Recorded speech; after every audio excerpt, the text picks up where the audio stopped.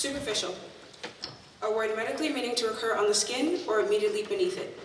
Conventionally, meaning the lack of depth of knowledge, thought, or feeling. This is the word I think of when I hear the phrase, I love you. It has been overused and stripped of its special meaning, reducing it to a superficially mouthed expression. It is one thing to say, I love you, and another to show said love. As a generation, we have grown accustomed to throwing out the words, I love you. We say it after every phone call, sometimes accidentally to delivery drivers, or when someone does a minuscule task like getting us water in the dining hall. The phrase I love you is important because it is meant to convey affection, but when the affection is superficial, so is the phrase, thus making the words I love you lackluster. It is no longer associated with the deep feeling of heart warmth, hence me saying it has become superficial. Although it is important to tell the people around you that you love them, such expression should not be the only foundation of your relationship. In the next 8 minutes, I would like to propose that the quality of our relationship should extend far beyond the superficial expressions of love. For me, saying I love you every day is synonymous with waving at you in the hallway. Sure, sometimes it will make your day. Other times, it is a whatever thing that you will not remember by the time you sit down in your next class. Case in point, I do not remember how many times my friend has said I love you, but I do remember the time she bought me the last packet of chai from the dining hall because seeing it reminded her of my obsession with chai lattes. Affection is often associated with the feeling of love. But do you think love can be a feeling? Think of it like this. Feelings fade, and a love as deep as we as individuals are capable of expressing cannot fade. It can only manifest in different ways and sizes. So can it really be a feeling? I think love is what you do despite what you feel. Love is a sacrifice, which when made for the right people is beautiful, but when made for the wrong ones, it has the power to do more harm than good. There is a truism that says, when it is all said and done, it is the quality of the relationships that we have built that define our overall quality of life. A high-quality relationship is one with someone you can turn to in your toughest times or when you need a good belly laugh. These relationships serve as a source of happiness and improve our quality of life. To everyone sitting up at the front with me, those who couldn't be here and are watching online, my family, thank you for being a high-quality relationship and my reason for so many smiles and belly laughs. It is conventional to believe that life is measured in time. I would like to opine that life is measured in moments, and those moments are defined by memories. Our memories are invariably the functions of the quality of our relationships. Trust, love, honesty, and mutual respect. Those are the 4 pillars that uphold the foundation on which our quality of relationships is built on. When I speak of love, it extends beyond the words I love you. It goes to one interest in who the other individual is. For example, their likes, their dislikes, their dreams, what that person is passionate about. We, as individuals, are a sum total of our life experiences. Love for someone is understanding those experiences and how they have shaped that individual. Love can be said to be superficial when one does not truly understand who the other person is. Over the course of my Ridley experience, I have had the opportunity to love and to be loved. Ridley has taught me what it means to build a high-quality relationship. Earlier this year, I lost a vital part of my support system. This loss rattled my foundation, especially as I had just reached equilibrium. This rattle caused my quality of life to dip. I was constantly stressed, and my anxiety was at an all-time high. This was a relationship that I held close to my heart for many reasons. I cannot begin to explain what made this relationship special, but suffice it to say that they pulled me out of many dark holes and was my safe space when I felt overwhelmed. To make a long story short, our friendship ended because no effort was put in. We both got busy and gave in to the idea that saying I love you was enough to show our interest in one another's well-being as well as relay our compassion towards one another. I accepted responsibilities for my shortcomings, and I learned that it is not enough to just say I love you. There is a level of effort that must be put into conveying the depth of one's love, whether the recipient is sitting right in front of you or across the country. This experience taught me that the truest test of any relationship is distance.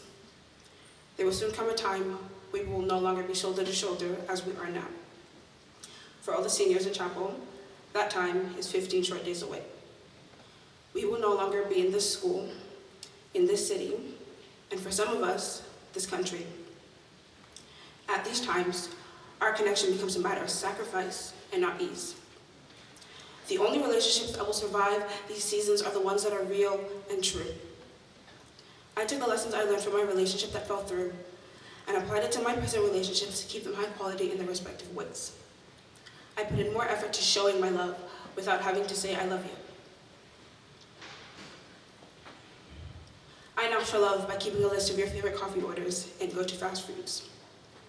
I show love by continuing a conversation even though I am 25 minutes late to curfew because talking was important to you.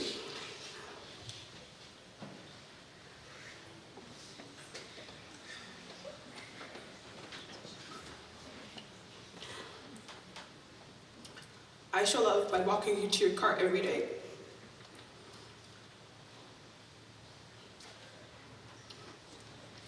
I show love by letting you talk it out even when talking is not desired, but because I know that it will help you.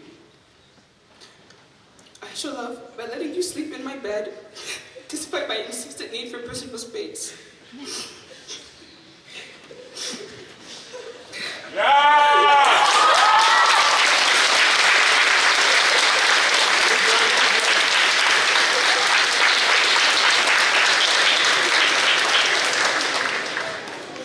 The effects of these relationships, and many more, have on my daily life is why I consistently put in the effort to improve the quality of all of my relationships.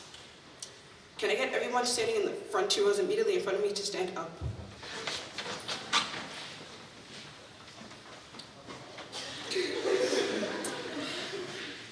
These people standing are my reasons not to exist as a part of the community, but to live and to thrive. Each person is my person. Collectively, they make up my people. They make me who I am. The quality of my relationship with them impacts my quality of life. They know me better than I know myself sometimes, and are very good at sensing when I am drowning despite my best efforts. I am grateful for them and the love that they have for me. You guys can sit down. If anyone would have told me in grade 9 that I would have grown to have so many people who love me in the purest form, I would have laughed and called that person a liar. In one of my favorite books by John Conning, titled The Dictionary of Obscure Sorrows, he coins the word immerensis. Immerensis means the maddening inability to understand the reason why someone loves you.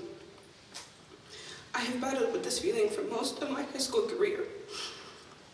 I will spare you the details and say that I was only able to get past this feeling after spending an obscene amount of time getting to know myself and setting boundaries to protect who I am. At the end of this journey, I discovered 2 truths. 1, you will never be able to understand the reason someone loves you until you love you. And 2, the only thing you take with you absolutely everywhere is you. So it is imperative that you know who you are so you can set boundaries to protect yourself. I will say this with all reverence and due respect. It is time every single one of us in this room get real with ourselves and each other. It is far past time we start telling the truth.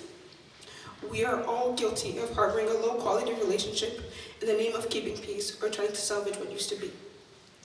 It is time we let these relationships go. They are no longer beneficial and often result in stress. If you cannot be 100% your authentic self in a relationship, then that relationship is of low quality, consequently having a negative impact on your life. As the last prefect to deliver a homily in the class of 2022, I leave you with this final challenge. Spend the summer and fall in love with yourself. Then, in September, wherever you find yourself, find your people or your person, but find the real ones. The ones you can spend every waking minute with and not be bored. The ones who will be honest with you and grow alongside you. The ones that will push you to be the best version of yourself. It took time and hard work, but I found my people and I'm eternally indebted to them. So, I challenge you, wherever you find yourself in the next couple of months, find your people. Thank you.